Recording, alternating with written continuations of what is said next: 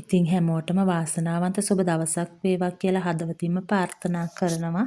ඉතින් වෙනදා විදිහටම අදත් ඉතින් ඔයාලගේ නිවහනට ආවා පුංචි වීඩියෝ එකක් අරගෙන. ඉතින් අද අරගෙන ඇවිල්ලා තියෙන්නේ මම වැඩ කරන තැන හදන ඩෙසර්ට් එකක් තමයි. ඉතින් මේක අපි අයිස්ක්‍රීම් එකක් වගේ තමයි කන්නේ. හැබැයි අයිස්ක්‍රීම් වගේ අපි කෝප් එකට දාලා නෙමෙයි මේක කන්නේ. පීරිසියකට තියලා පෙති කපලා තමයි කෑලි කපලා තමයි කන්නේ. ඉතින් බලමු ඉතින් වැඩි කතා නැතුව මම මේක කොහොමද හදාගත්තේ කොහොමද මොනවාද මේකට අවශ්‍ය වෙන්නේ කියලා. ඉතින් බලමු එහෙමනම් වැඩි කතා නැතුව මම කොහොමද මේක හදාගත්තේ මොනවද මේකට අවශ්‍ය වෙන්නේ කියලා. ඉතින් මේකට අවශ්‍ය වෙන දේවල් තමයි අපිට ප්‍රධාන මාමුද්‍රව්‍ය විදිහට whip cream අවශ්‍ය වෙනවා. ඒ වගේම බිත්තර අවශ්‍ය වෙනවා. ඉතින් ඊට අමතරව මම අරන් තියෙන චොකලට්. මේ චොකලට් තියෙන්නේ හේසල් නට් තියෙන චොකලට් එක තමයි මම අරන් තියෙන්නේ. සීනි අවශ්‍ය වෙනවා. ඉතින් සීනි නම් අපි එකතු කරගන්නේ අපේ රස අණුව. ඕට කැමති කෙනෙකුට තමන්ගේ රස අණුව එකතු කරගන්න පුළුවන්. පැණි රහට ඕනද, අඩුවට ඕනද එහෙම කියන එක. ඒ වගේම මේකට අරන් තියෙන බිස්කට්. මෙහි තියෙනවා මේ බිස්කට් වර්ගේ. ඉතින් අපිට අවශ්‍ය වෙනවා මේ වගේ රස කර ගාලා හැපෙන බිස්කට් එකක්. ඉතින් මේ බිස්කට් එක හදලා තියෙන්නේ ආමන්ඩ් පිටි වලින් තමයි මේ බිස්කට් එක හදලා තියෙන්නේ. මේකේ නම අමරෙත්ති. ඉතින් මේක අපිට අවශ්‍ය වෙනවා.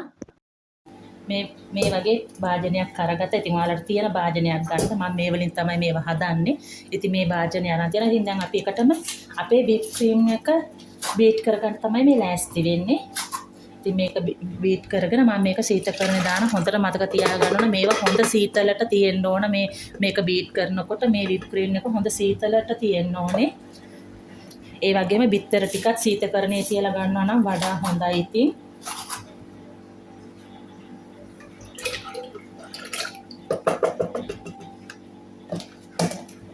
මොකද මේ දවස්වල හරියට සෙනග එනවා. මට නිවාඩුවක් නැහැ. දවල්ට රැයට දෙකටම කෑමට එනවා. ඉතින් මෙහෙ කොහොමත් කඩෙන් දේවල් ගන්නෙ නැහැ. හැමදේම ගෙදර තමයි හදන්නේ.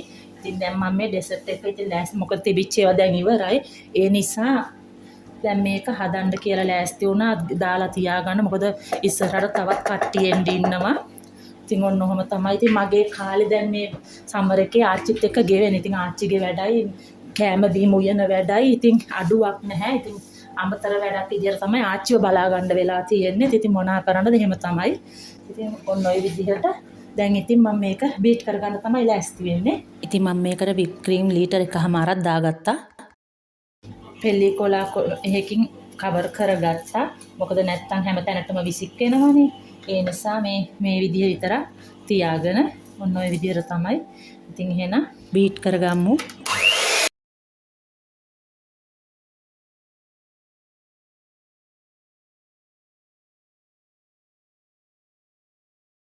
ඉතින් මේ අවස්ථාවේදී මම මේක බීට් කරන එක නතර කරනවා.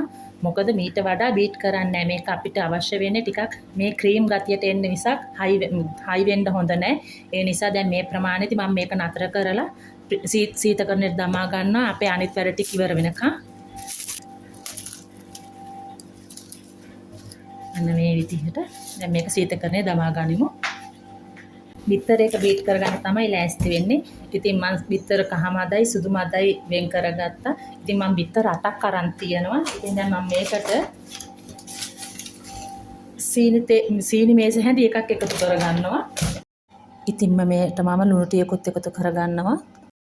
දැන් ඉතින් බීට් කරගන්න තමයි තියෙන්නේ. ඉතින් හොඳින් බීට් කරගන්නවා මම මේක.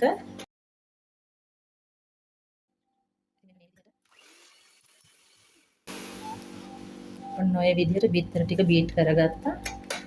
මේත් මම සීතකරණයට දමා ගන්නවා.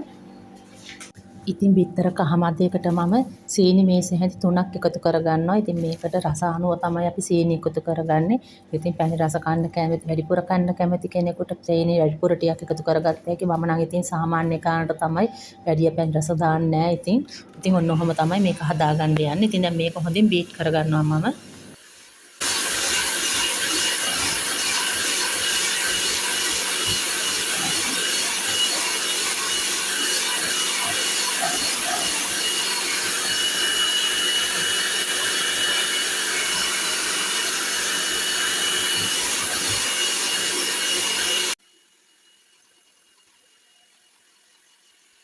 වැනිලා ටිකකුත් එකතු කරගන්නවා.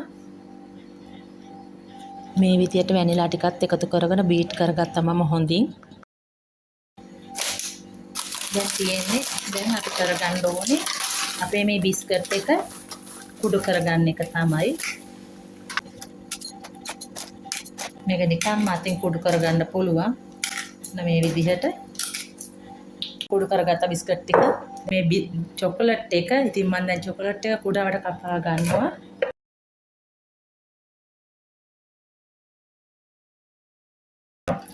ඉතින් මේකත් පැත්තකින් තියාගන්න අපි.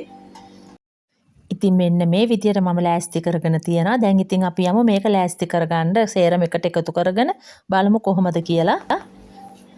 දැන් තියෙන්නේ මේ හැමදේම කලවම් කරගන්න තමයි. ඉතින් දැන් පළමුවෙන්ම අපේ බිත්තර කහමද මිශ්‍රණය ටිකක් කලවම් කරගන්නා මේ විදිහට. දැන් අපි මේකට එකතු කරගන්නවා අපේ whip cream එකෙන් ටික ටික එකතු කරගනිමින් හරි පරිස්සමට කලවම් කරගන්නවා. ඉතින් බලන්න මම කොහොමද කරන්නේ කියලා. මම ඉතින් අර භාජනයේ මදි හින්දා ටිකක් ලොකු භාජනයකට දමා ගත්තා. ඉතින් මේ විදියට whip cream සේරම ටික දමාගෙන මම පරිස්සමට කලවම් කරගන්නවා.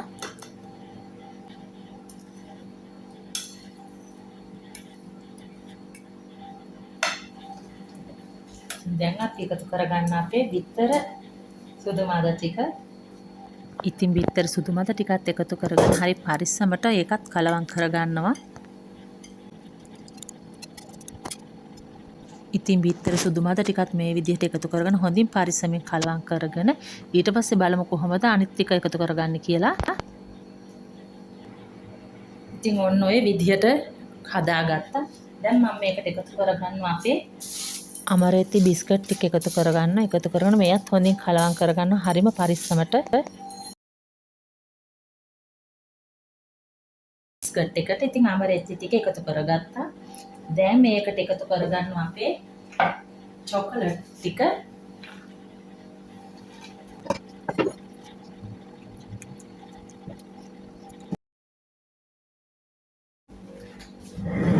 ඉතින් මේ තමයි අපේ භාජන. මම පළමුවෙන්ම මේ දෙක ටිකක් වතුරෙන් සෝදගෙන එන්න සීත වතුරෙන් මේ විදිහට සෝදගත්තා. ඉතින් මෙන්න මේ විදිහට මම පෙල්ලි කොළ දාලා මේක සෙට් කරගන්නවා. එතකොට ඊට පස්සේ අපේ හදාගත්ත මිශ්‍රණය මේකට තමයි දාන්නේ. ඉතින් මම මෙන්න මේ විදිහට තැටි දෙකක් ලෑස්ති කරගත්තා. දැන් ඉතින් මම මේකට අපේ මිශ්‍රණය දාගන්නවා.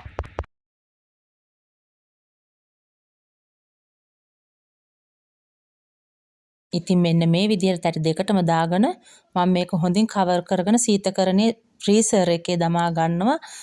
පැය 6ක් 7ක් විතර දාලා තියලා ඊට පස්සේ කෑමට ගන්නවා. ඉතින් මේක කෑමට ගන්නෙත් අපි මම අර කිව්වා වගේ පෙති කපලා තමයි මම ඔයාලට එකක් පෙන්නන්න මේ විදිහටම මේ මිශ්‍රණයම ඉතුරු වෙච්ච මිශ්‍රණයම මම වෙන විදිහකට හදන හැටිත් පෙන්නන්නම්කෝ. ඉතින් මම මේ දෙකම අරගෙන ගිහිල්ලා දැන් ෆ්‍රීසර් එකේ දාලා එන්නම්. ඉතින් බලන්නකෝ මම මේ ඉතුරු වෙච්ච මිශ්‍රණය මෙන්න මේ විදිහට භාජනයක තැටියකට ලෑස්ති කරගත්ත කොළ දාලා ඉතින් ඒකට මම මේ විදිහට අර බිස්කට් එකකින් එකටයි අපේ චොකලට් වලින් කෑල්ලකුයි තබා ගන්න ඔන්න බලන්නකෝ. ඉතින් මෙන්න මේ විදිහට ලෑස්ති කරගත්තා. දැන් ඉතින් අපේ ඉතුරු මිශ්‍රණය මේකට දමා ගන්නවා. දමාගෙන මේකත් හොඳින් කවර් කරගෙන සීතකරණේ ෆ්‍රීසර් එකේ දමා ගන්නවා. ඉතින් දමාගෙන ඊට පස්සේ බලමු අපි කොහොමද මේක කපා ගන්න කියලා.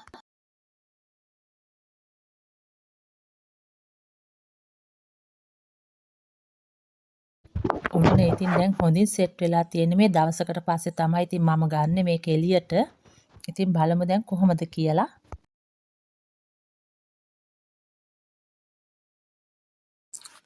ඉතින් බලන්නකෝ මෙන්න මෙහෙම තමයි දැන් මගේ සෙමි ප්‍රේත් එක ඇවිල්ලා තියෙන්නේ. ඉතින් හරිම ලස්සනයි. ඒ වගේම හරිම රසයි මේක. ඉතින් ඔයාලා දවසක මේ විදියට හදන්න පුළුවන්කමක් තියෙනවා නම් හදලා බලන්න. හැමදාම අයිස්ක්‍රීම් කනවට වඩා වෙනස් විදිහකට මේක කොහොමද කියලා.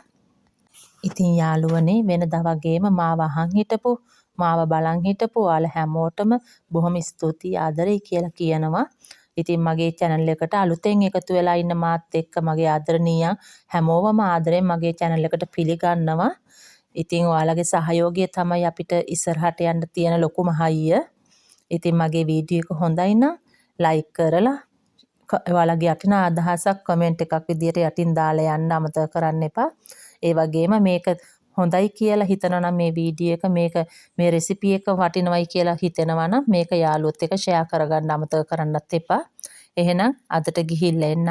හැමෝම සතුටින් පරිස්සමින් ඉන්න. හැමෝටම දෙවි පිහිටයි බුදු සරණයි.